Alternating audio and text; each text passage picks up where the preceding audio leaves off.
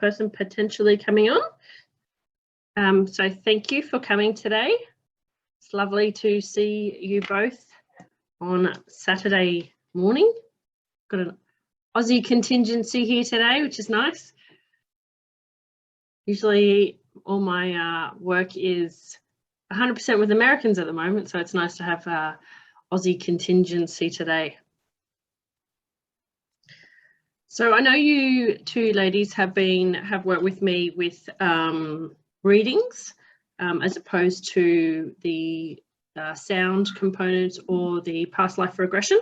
But this today involves the sound and the past life regression with a little bit of the astrology. So it's one of the things that I've been working on with my own personal journey with understanding myself and understanding the power of sound and the combination of the insights that we can get when we look at all of these in more depth.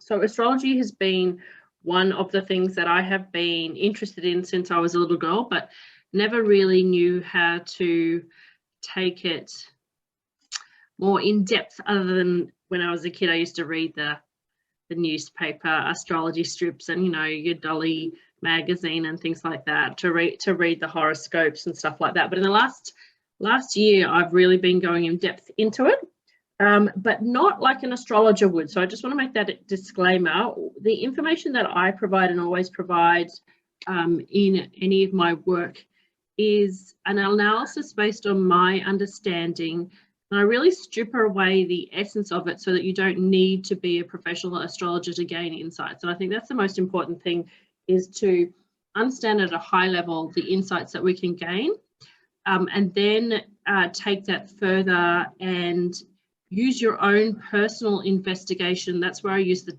sound tools to then take the information that you gain from astrological insights and take it on a sound journey so that you can then see and hear through your own body and get your own interpretation.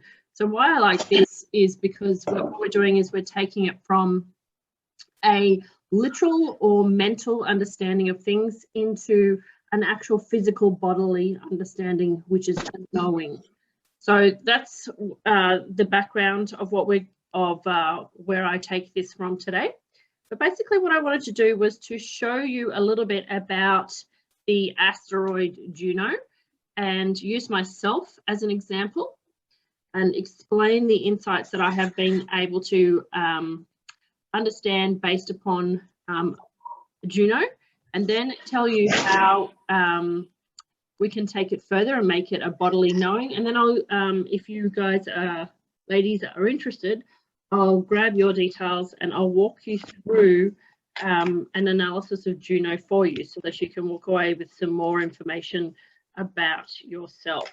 So let's go and let me share my screen so you can actually see my birth chart. Okay, let me see if I can make this bigger.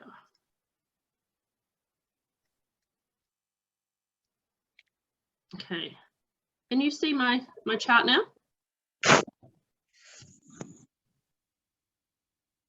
Yes. Yep. Okay, great. Okay, so this is my astrological birth chart. And an astrological birth chart tells us lots of interesting insights into ourselves in this life, but it also has the power, if we look at karmic astrology, to actually give us insights into previous lives. And so the insights that we can gain from Juno are in terms of previous relationships. So what occurred to us in past lives, what's our karmic backstory. And the reason that we would even be vaguely interested in this is because it really gives us some good clues, especially with the power of hindsight in this life, into the kind of person that we've been attracting into our lives or have attracted into our lives. And then actually what that's like in comparison to what we actually need. Because what we find is that we can be attracted to certain types of people or have relationships with certain kinds of individuals, and these relationships can actually be just playing out our karmic backstory over and over again until we actually get the message. And what we actually need in this lifetime could be quite surprising for us, but actually fundamentally makes sense. So if I scroll this in a bit further, you can see here this little glyph. It's like a star on a cross, and you can see here that is the asteroid Juno, and Juno is actually right there at 18 degrees of Virgo. So what I'm going to do, I'm not sure if I can do it at the same time.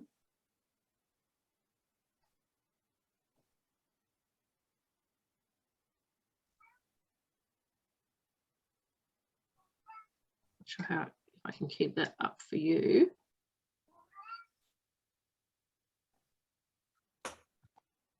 I've written a few little notes about, do you see this? Did you see the Juno in Virgo Word document now, or do you see the actual astrological chart still? Only the chart. Graph still. Okay, that's all right. That's cool. Right. So I made myself some notes, and I thought, I wonder if I can read my notes and keep you looking at the chart or not. So that works. That's good. Okay. So one of the things that's really interesting about the location of Juno in your chart is there's two components. There's the understanding the sign, the astrological sign. So in fact, for mine example, that it's in Virgo, and then understanding the house placement that the Juno is actually in. So you can see in my chart there that Juno is in Virgo. My moon is also in Virgo. So that's also an interesting point to talk about. And you can see that my Juno is in my first house. So what the two things happen is that they tell us a lot about the needs that we have. So when we say that Juno is in Virgo, it's not necessarily saying that my perfect partner in this lifetime is going to be in the astrological sign of Virgo. You may attract somebody who feels exactly right for you, who is a Virgo. Sorry if I'm talking about myself from an outside perspective. I might attract somebody who's a Virgo, but what we're actually talking about is the emotional qualities of the particular person, what they're going to provide to me in a committed relationship. So keep in mind also that committed relationships can be all kinds of relationships. They can be romantic relationships. They can be any kind of committed relationship that you may have, committed friendships, partnerships, business-wise, but pretty much we're usually talking about committed marriage relationships, because that's what Juno was known as, the goddess who protected love in a marital sense. But let me tell you a little bit about me so you can understand when we're using myself as an example. And I'll give you some interesting insights into how this has opened up my eyes. So as you may or may not know, I'm divorced, have been divorced for 10 years now. I have 2 children who are in their teenage years. And I have had a couple of 1-year relationships and a few little 6 months relationships and a few 3-month relationships in that 10-year period by myself. They have been really very interesting experiences. And what I have found from understanding my Juno placement is exactly how these people that I've either been married to or had relationships with have really been trying to send me messages about what it is that I need. So for me, having my Juno in Virgo, here's what it means. It means for me that I need a partner in life who is hardworking and competent, dedicated to improving the lives of others, especially mine. Sounds very egotistical, doesn't it? Someone so annoyingly proficient that they're not only the best person on any scene to solve a serious problem, fix any irreversible mistake or repair any unworkable condition. They're always the first person in every room to find these problems. I need to consciously trust my analytical abilities and effectively pursue those high standards of excellence by always clinically being of such critical help with others with my own abilities. So to me, when I first read that, I was like, oh, no thanks. But when I went into it, what I needed to understand next was what the karmic backstory of that is. Why would I be looking for somebody like that? And what we need to do is we have a look at, well, what kind of a person are you attracted to in your dream scenario? You know, what kind of person did you fantasize about as a teenager yet you were never with? And how is it similar, or is it directly opposite to what your Juno just said about your Juno in the particular star sign? So being Aussies, I know you ladies will know, my kind of ultimate crush was somebody like Michael Hutchence, you know, the bad boy, somebody who's completely free, a little bit alternative in life, somebody that you would possibly not look at me and go, yeah, that'd be a good match for it. Like if you would look at me and go, that person would be a good match, then in my dreams, I'm probably not going to pick that kind of a person.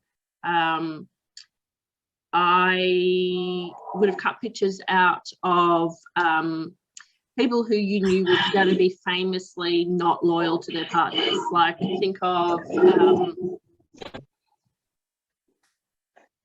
any kind of really good looking celebrity, you know, whether they're clean cut or a bit more rebellious looking. That's the kind of person. And I remember saying to my sister a couple of years ago, well, no, it's more than a couple now, it's about 6 years ago, when I was dating a doctor. She said to me when it was at a critical point in the relationship, if I can get you ladies just to turn down your volumes or mute. It's a bit like dating my dad. And there was nothing particularly wrong with this person until there was. But he was hardworking and competent. He was dedicated to improving the lives of others. But he wasn't dedicated to improving the lives of myself. So there's a particular bit there. He was very concerned with other people and other lives. And he was annoyingly proficient in that. I would have called him a complete and utter geek. But he missed out on a couple of key aspects that would have ticked my soul's requirement. Was that he was not dedicated to improving himself. His self-care turned out to be shocking. And he was not able to encourage me. He became competitive with me. So, for example, we were both photographers at the time. So he was a photographer, a hobbyist photographer, and I was a professional photographer at the time. And he became so competitive with me that we would enter the same competitions for photography, and he would win because he would spend hours on the phone calling people to vote for him in the competition. So can you see how that kind of would have really irked on my soul? In his mind, in hindsight, he was trying to win a competition which was a weekend away, in a wine region, and he just was competitive because he really wanted to win that and make sure we won. But it irked on my soul at the time because it was like, hey, how come he's not supporting me? Why did he decide to register and go against me? You know, it was like a really competitive aspect of our relationship, and that was ultimately not majorly, but it was unworkable for us. And that relationship only lasted a year.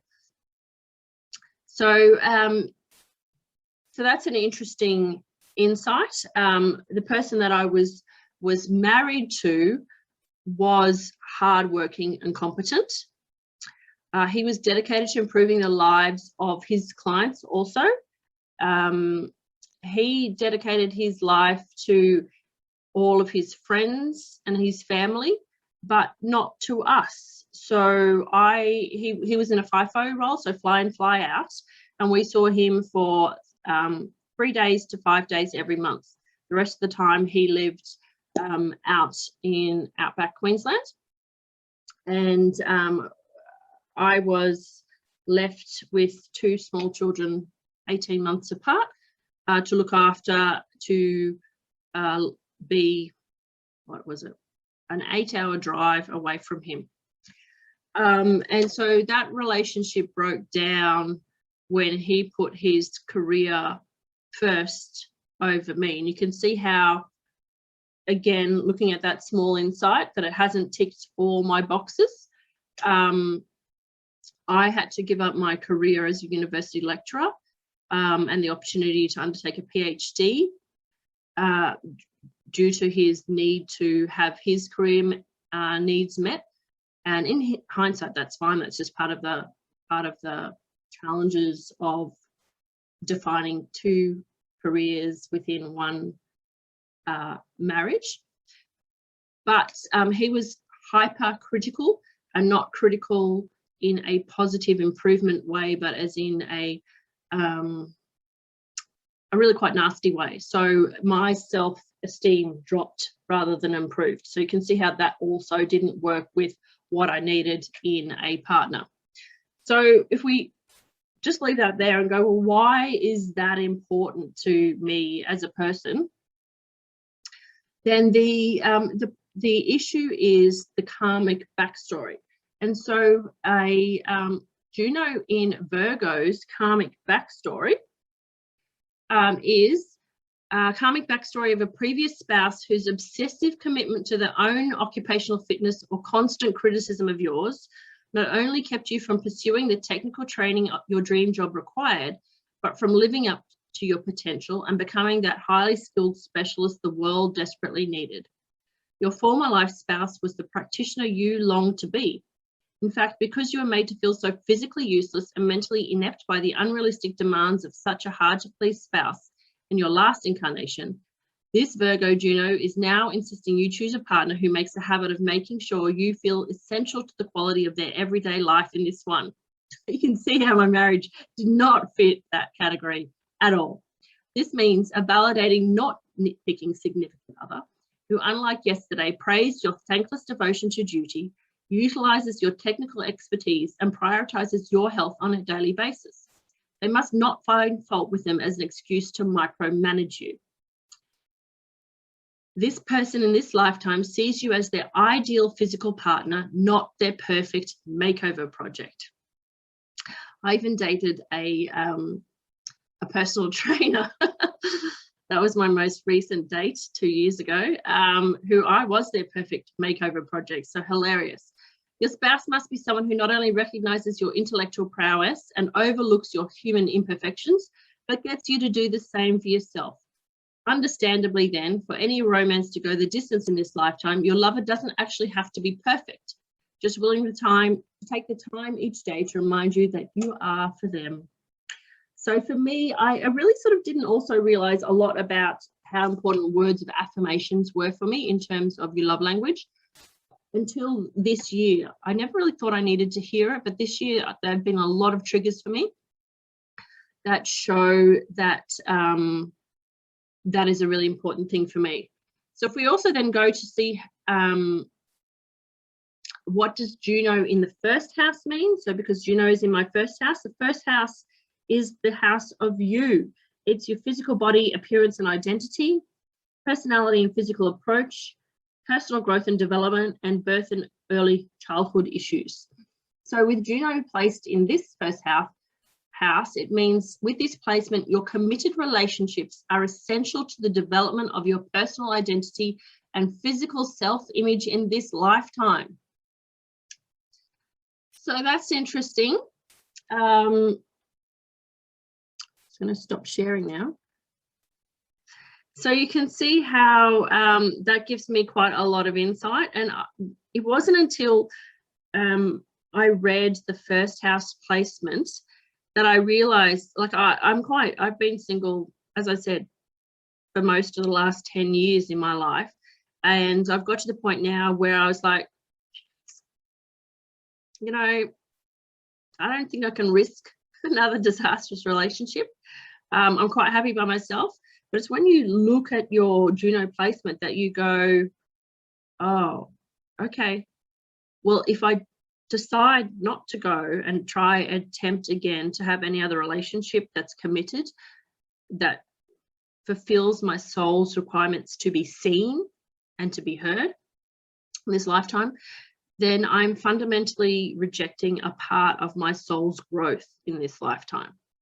And it kind of shook me a little bit, because it was kind of like, well, I knew that, but I knew that I grew through relationships, and I knew that my relationship process was a process of defining what I didn't want so far through all the experiences, because I've fundamentally changed dramatically in each relationship that I've ever had.